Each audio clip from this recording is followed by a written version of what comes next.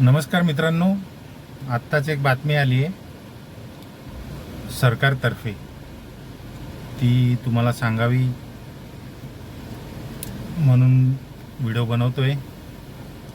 महाराष्ट्र सरकारने प्रवासी वाहतुकीसाठी ॲप आधारित रिक्षा, टॅक्सी आणि ई बाईक सेवा सुरू करण्याचा निर्णय घेतला आहे। या योजनेच्या माध्यमातून तरुणांना रोजगाराच्या संधी उपलब्ध होणार असून खाजगी कंपन्यांच्या मक्तेदारीला पर्याय निर्माण करण्याचा सरकारचा प्रयत्न आहे। परिवहन मंत्री प्रताप सरनाईक यांनी सांगितले की या ॲपला जय महाराष्ट्र किंवा महाराष्ट्र राईड, महाराष्ट्र यात्री किंवा महागो यापैकी एक नाव देण्याचा प्रस्ताव आहे। मुख्यमंत्री देवेंद्र फडणवीस, उपमुख्यमंत्री एकनाथ शिंदे, अजित पवार यांच्या अंतिम मान्यतेनंतर हे ॲप लवकरच कार्यान्वित होईल अशी माहिती त्यांनी दिली आहे। या उपक्रमासाठी Maharashtra institute for transport technology आणि मित्र यासारख्या संस्थांसह खाजगी कंपन्यांशी चर्चा सुरू आहे। केंद्र सरकारच्या ॲग्रिगेटर मार्गदर्शक तत्वानुसार ॲपची नियमावली अंतिम टप्प्यात आहे। यामुळे प्रवाशांसह चालकांनाही फायदा होईल आणि लाखो तरुणींना आत्मनिर्भर बनण्याची संधी मिळेल, असं ह्या बातमीत लिहिलेलं आहे। तर राज्य सरकारचं अभिनंदन, उशिरा का होईना त्यांना जाग आल्याबद्दल त्यांचे सर्व ड्रायव्हर आणि कॅब चालकांकडून धन्यवाद। अत्यंत चांगली गोष्ट आहे, तुम्ही ॲप बनवताय, सरकारी ॲप बनवताय। आमचाही हीच मागणी होती की तुम्ही एक ॲप बनवा, RTOच्या नियमानुसार पैसे घ्या, जे टॅक्सीवाल्यांना भेटतंय, जे रिक्षावाल्यांना भेटतंय त्याच्यापेक्षा कमी रेट जो आम्हाला भेटतोय ओला उबेर चालकांना। आम्ही एवढ्या 9-9, 10-10 लाखाच्या गाड्या घेऊन रस्त्यावर सेवा देतोय, डोअर टू डोअर सेवा देतोय। आता जर तुम्ही टॅक्सी जर बुक करायला गेलं तर तुम्हाला रोडवर यावं लागतं किंवा कुठल्याही ॲपशिवाय, ॲप वगैरे नाही आहे त्याचं की आपण टॅक्सी बुक केली आणि ती आपल्या इच्छितस्थळी येईल। आता आम्ही येतो, तुमच्या बिल्डिंगच्या दरवाजाखाली येतो, तुम्ही येतोपर्यंत 5 मिनटं थांबतो, आमचा गॅस जाळतो, कारण आम्हाला गरज आहे।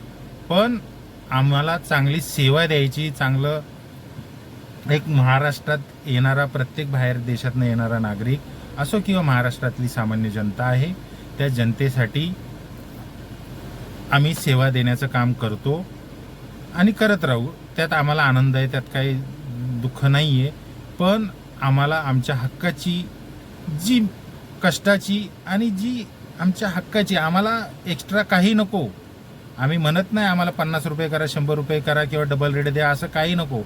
फक्त आमच्या हक्काचं जे आम्हाला आहे ते आम्हाला मिळू द्या।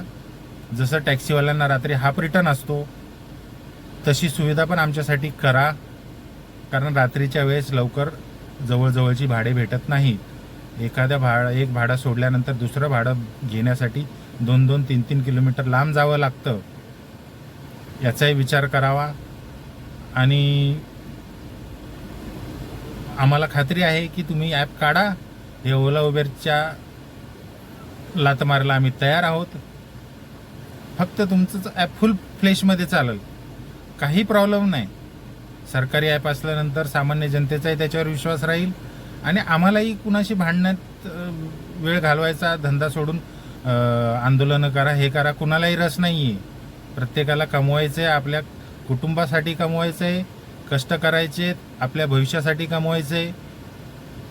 त्याच्या व्यतिरिक्त कुणालाही भांडण तट्टा नको आहे किंवा काही नको आहे। तर राज्य सरकारने हे नियम किंवा ॲप काढायचा विचार करताय।